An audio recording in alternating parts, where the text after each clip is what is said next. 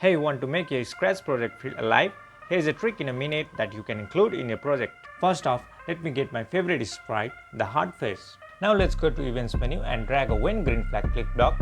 Next, let's go to Control menu and drag a forever loop. Now let's drag an if else block inside the forever loop. Now let's go to Sensing menu and drag a touching mouse pointer block inside the if block. Next, let's go to Looks menu and drag a change size by 10 block inside the if block and change the number 10 to 5.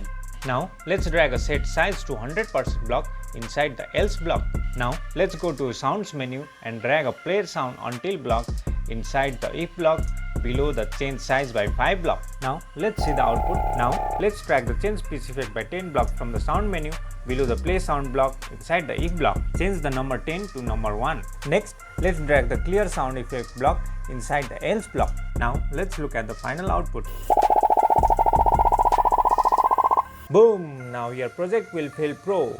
If you like this video, don't forget to smash that subscribe button, and here is even the bonus effect for you guys, even better than this one.